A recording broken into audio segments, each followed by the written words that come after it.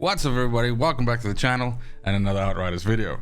Not a build video today, but we're going to talk about the top 8 legendary weapons that I recommend that you use in the game post Worldslayer, and of course the introduction of the third apocalypse slot. Now a lot of these are weapons that I featured originally in my top 11 video, and so this will be those weapons with an added third mod on there and essentially a mod choice that rounds out the weapon and improves it even more. Now this list isn't going to be in any specific order or feature anything except legendary weapons, because of course when it comes to epics, the sky's the limit and you can have many different mod combinations on there.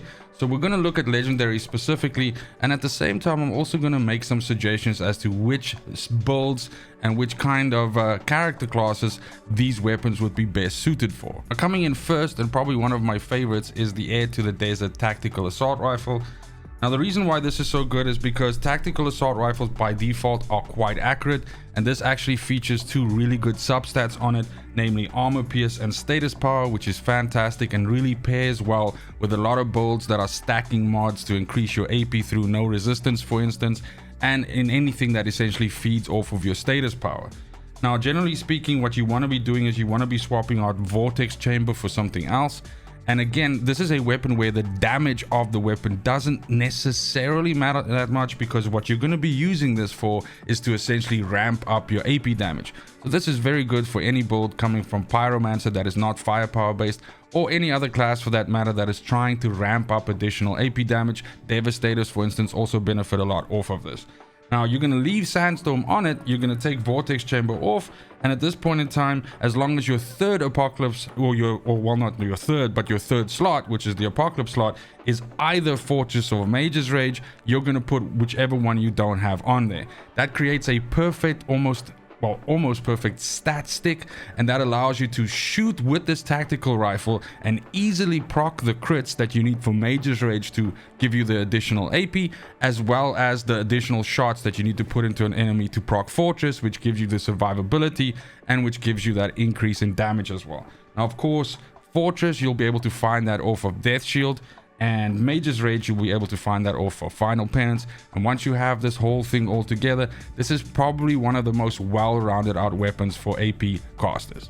Then, speaking of Death Shield, if you want a phenomenal shotgun that is able to push out a shitload of damage in a firepower build, so maybe you're trying to build a firepower devastator which operates in the close range area, or a trickster which also generally fights in the close range area, I would say the only place where this doesn't really work is if you're playing a firepower technomancer, because that you tend to engage more from a mid to long range.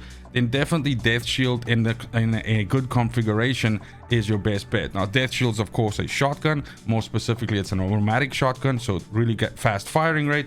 And this has weapon life leech and healing on it, which is not phenomenal as substats, but the close range damage substat on it is pretty good because you are fighting at close range in any case. Now by default Death Shield rolls with Fortress on it, which is really good. The second mod that's on there is Striga. So Striga is the one that you're going to throw away, and as long as you're getting either Killing Spree or Dark Sacrifice to drop in your third slot, you'll put in either one of these two.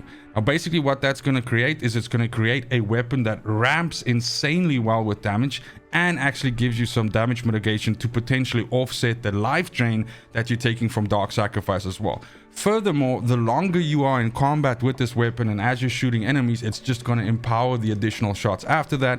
So this is really a freaking good weapon to be able to use with, like I said, I almost wanted to say fucking good weapon. I don't know why I didn't say that, because it really is. It really is. But this is a phenomenal weapon to use. I use it on my trickster and it is fantastic to really get those insane massive hits once you start ramping it up with, as I said, with Fortress and Dark Sacrifice pushing out that damage. And as you start clipping more enemies, Killing Spree will start tallying up as well, and you're good to go.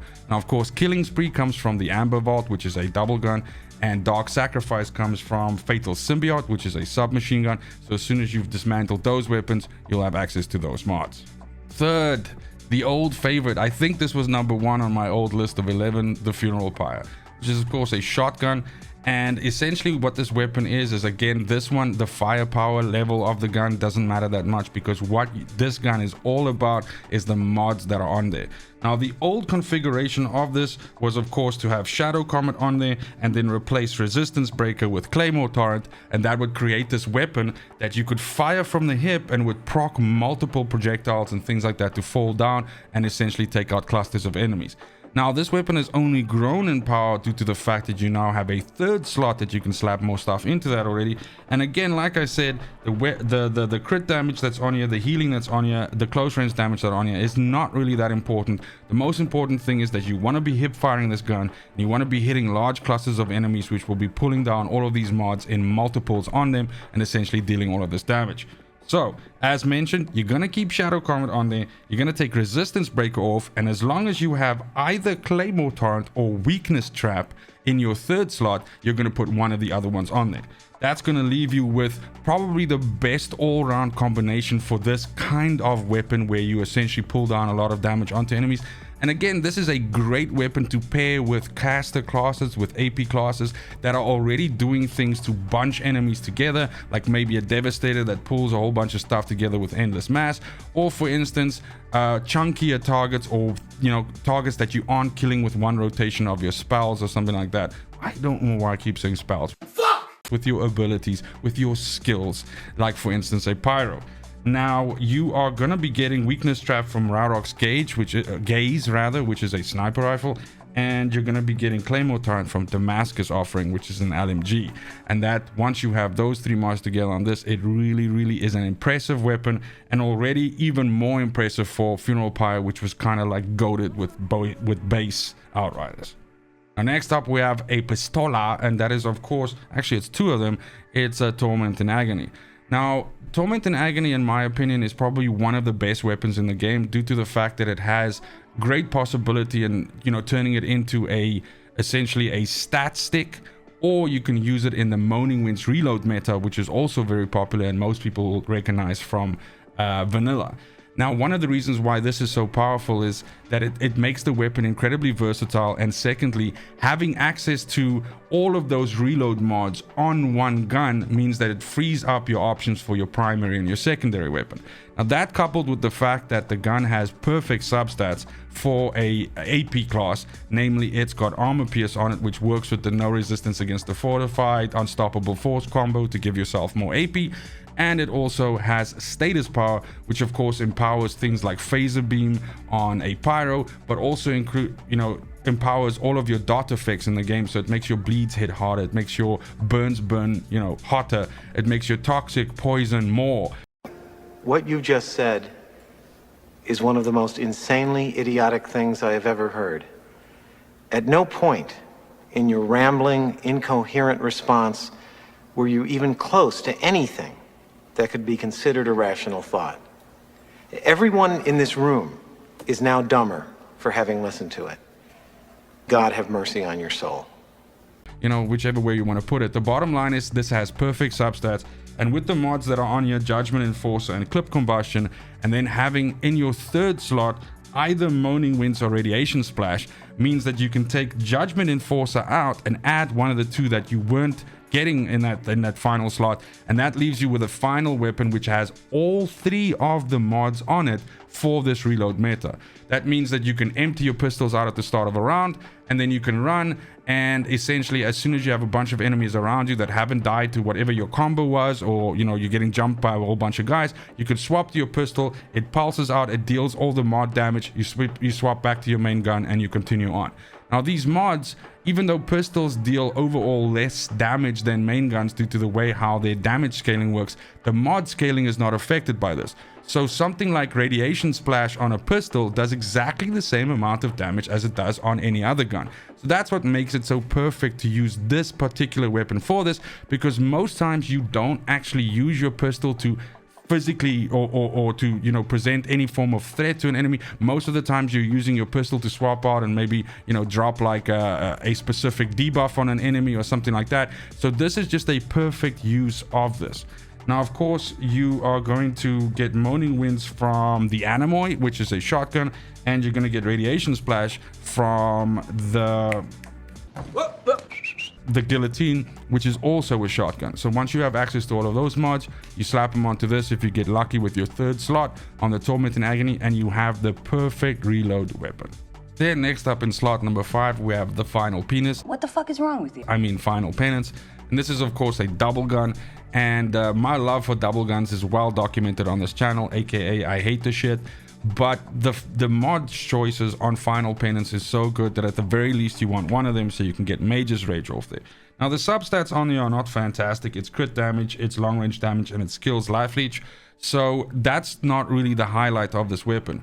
One of the things that makes this gun so good is because in the post, Worldslayer version of Outriders, it's very common for players to start building things that can be considered, hybrid classes. So not necessarily considered a firepower, not necessarily considered an AP, but somewhere in between there, being able to deal a fair amount of damage with your AP skills, but also at the same time being able to shoot your gun and deal a bit of damage with that if, the situation arises.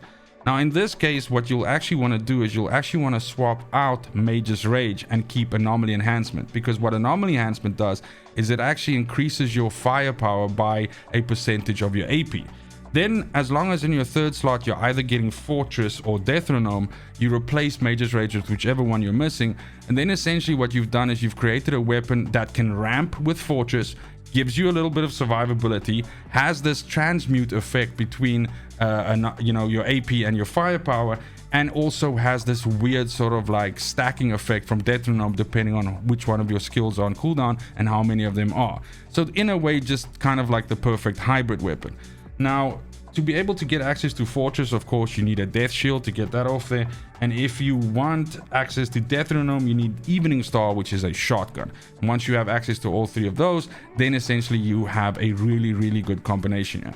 Now, if you on the other side, and to continue on with the theme of this weapon, what you could very easily do as well is instead of swapping out Mage's Rage for those other mods that I mentioned, you can swap out Anomaly Enhancement for them, and then again still you have a relatively good weapon. It just now works the other way around, and it means that it's a bit more of a stat stick than a weapon that you're actually using to fight, because now you have to hit crits to get that AP increase and everything like that. But that's actually going to help you a lot with your AP skills, then also dealing more damage.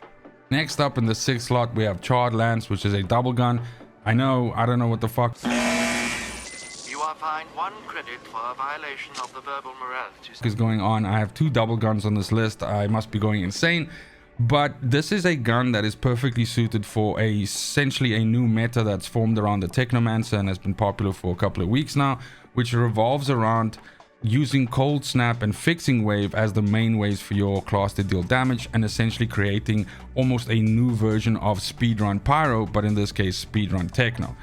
The idea of this build is of course to use Cold Snap with the Ice Ice Baby mod to deal as much damage to enemies that are frozen, and so you want a weapon that synergizes with this build, and this build feeds off of weapons and situations where you apply and remove statuses to enemies and your allies, because this in actual fact drives down your cooldowns, and as your cooldowns are driven down, you are able to cast Cold Snap more frequently, aka you can push out more damage.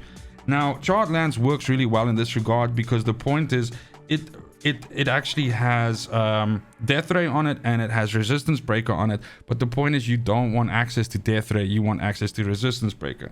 Now, that's because you can then swap out, as long as in your third slot you get either Mage's Rage or Anomaly Enhancement, you can put one of the other ones on there, and essentially what you've created is you've created a weapon that, just like the previous weapon we discussed, ramps up and augments your damage for this particular build, but at the same time is able to work well at shooting enemies down with, for instance, the mod, the Pax mod that we have, or the Pax choice that we have in Burrowing Charge. Now, what you're looking at here, like I said, is swapping out Death Ray for either Mage's Rage or Anomaly Enhancement. Both of those mods, by the way, come from Final Penance, which we looked at before. And then once you've done that, you have this weapon that is essentially able to apply statuses and is able to help you proc the cooldown on things like your fixing wave and your cold snap more often, and then you'll be able to push out more damage. The substats on that are also really good. This has armor pierce on it, which once again also synergizes very well with no resistance against the fortified, and that whole combo and getting your AP boosted up. And so the skills life leech and the status power on here just rounds it out even more. Again, the status power on here is also just mwah, because that also just feeds into the blight fire and the toxic, which comes also alongside this build due to the fact that you're wearing flame leper. Then number 7 is finally a real gun, a real weapon. This is a automatic rifle, and it is of course the Thunderbird, which coincidentally is the first ever legendary I ever got in Outriders, back in the beta right at the beginning of the game. So it kind of holds a special memory to me, and it is therefore pretty cool that this is a weapon that's on my list, first of all, and secondly is actually pretty damn decent.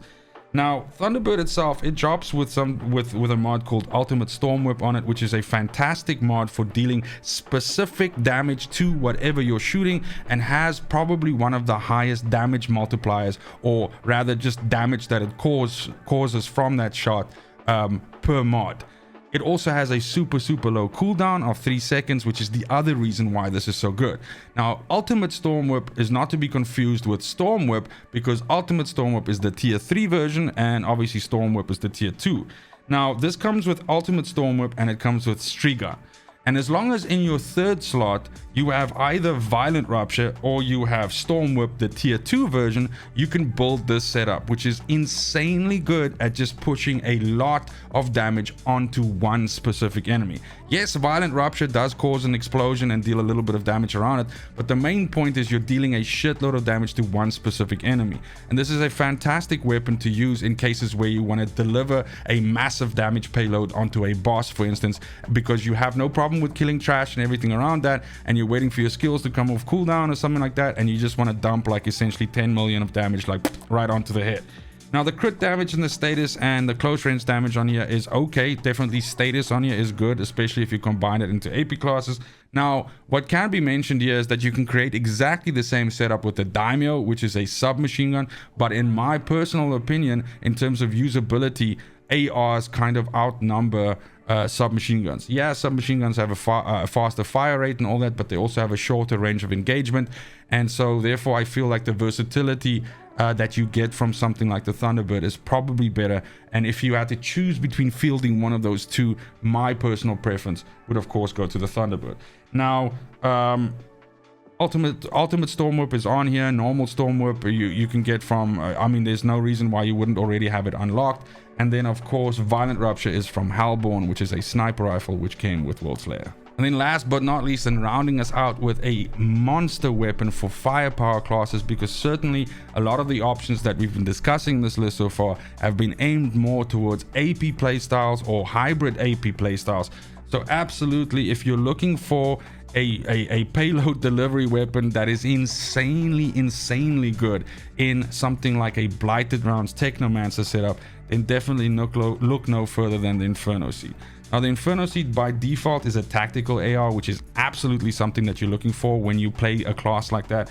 And its substats, which is crit damage, long range damage, and status power, is fantastic. The only real one here that's not that great is status power. The long range damage is obviously extremely good, and the crit damage is extremely good. If for this particular setup I could swap something, I would swap the status power for close range damage, but that's not the case. And again, it does not detract from the power of this weapon at all. Now, what you have here is Inferno Seed by default has Wrath of Moloch on it. And then of course it has Brain Eater on it. Now, to be able to have the perfect setup here, what you're looking to do is swap Brain Eater for either Ultimate Freezing Bullets, which you get from Absolute Zero, or Dark Sacrifice, which you get from Fatal Symbiote, and then having one of those two mods be present in your 3rd slot. That creates a absolute monster which synergizes exceptionally well with something like Firepower, Blighted Rounds, Borealis Techno, because what you have here is you have a weapon that not only freezes enemies every 1 second when you shoot at them, which automatically gets the bonus from Borealis Techno, or rather Borealis Monarch, to engage, but you also are causing toxic damage because you have blighted rounds activated, and Wrath of Moloch causes burn. So now you have a weapon that can introduce just by itself 3 statuses onto an enemy, which synergizes exceptionally well with the current meta setup of what Blighted Rounds Firepower Techno looks like and how it operates, and is probably by far the best setup that you can have for this. And it outperforms pretty much everything else that I've tested in this, and it's just a phenomenal setup due to the fact that you can also get really accurate shots. Even like someone with me with fucking brick aim, you can really hit those crits, and again just synergize so well with this build and what it's built around. And that's it for my list of 8. And while this is by no means a list of the 8 best weapons in the game, to me this is the 8 best weapons that I've been able to find and use in the game, and I actually swapped them between all my characters because they just work so well and they get the job done. Let me know in the comments down below which other combinations you found that you really like. Honestly, I could make a list of 20 to be honest, because there really is a whole bunch of really good ones, but I'm interested to see with some of the weapons that you guys come up with and some of the combinations. I know I'm going to get into trouble for not mentioning some of the really good shotgun combinations that you can get, like for instance with Nicholas and everything like that, but that's of course for another list where we actually compare, you know, top mods that nobody knows about or nobody uses, or sleeper hit mods, you know, something like that. But again, that's it. Thank you so much for watching, especially if you made it this far. It's just super important to me that you have a fantastic morning, afternoon, and evening wherever you are in the world. And until next video, fucking cheers. They want the best of me now, best of me now, best of me now, best of me. They want the best of me now, best of me now, best of me now, best of me.